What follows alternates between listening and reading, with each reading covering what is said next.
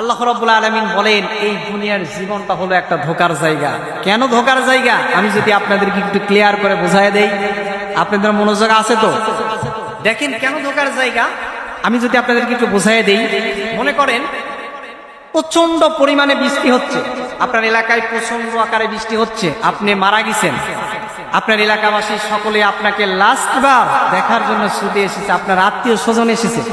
আসার পরে আপনার স্ত্রী এবং সন্তান বলছে এলাকাবাসীকে আজকে এত পরিমাণ বৃষ্টি হচ্ছে, আবার বাবাকে এবং বা আপনার ওয়াইফ যদি বলে যে আমার হাজবেন্ডকে এই বৃষ্টির দিনে দাফন করার দরকার নাই, এই বিষয়টা যদি আপনার এলাকাবাসীর কাছে যদি পেশ করে, এখন আমার প্রশ্ন আপনারা বলেন তো দেখি, আপনার এলাকাবাসী এই প্রশ্ন যে করলেন এটা কি রাখবে?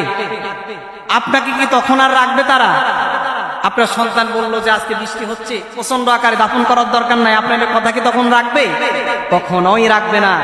আপনাকে নিয়ে তারা চলে যাবে, মসজিদের খাটিয়ানিটা নিয়ে আপনার বাড়ির সামনে গিয়ে দাঁড় করায় দিবে। দাঁড় করানোর পরে আপনার আত্মীয় স্বজন সকলে লাস্ট বার আপনাকে দেখার জন্য ছুটে আসবে, আপনার জন্য নতুন কাপড় কেনার জন্য এলাকাবাসী আত্মীয় স্বজন দৌড়াদৌড়ি করবে, আপনার ঝাড়ের বাঁশটা কেটে আপনার জন্য রেডি করা হবে এবং আপনাকে গোসলের ব্যবস্থা করবে। তারা গোসলের ব্যবস্থা করে আপনাকে চেন ওয়ালা জামাগুলো খুলবে, খোলার পরে চেনবিহীন 3খানা 5খানা কাপড় দিয়ে আপনাকে মুড়িয়ে দিবে কি দিবে না?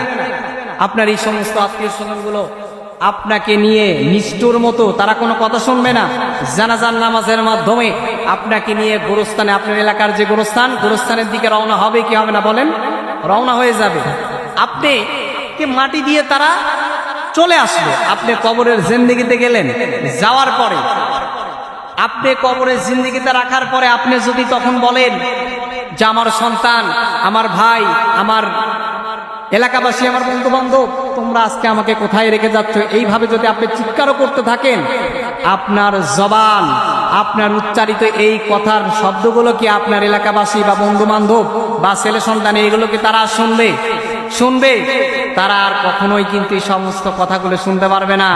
তখন আপনার এলাকাবাসী আত্মীয় স্বজন নিষ্ঠুর মতো আপনাকে মাটি চাপা দিয়ে চলে আসবে। আপনি কবরের জিন্দেগিতে চলে গেলেন, যাওয়ার পর আপনি আফসোস করবেন আর বলবেন হায় আল্লাহ, দুনিয়ার জীবনটা ছিল একটা ধোঁকার জায়গা, আমি বুঝতে পারি নাই।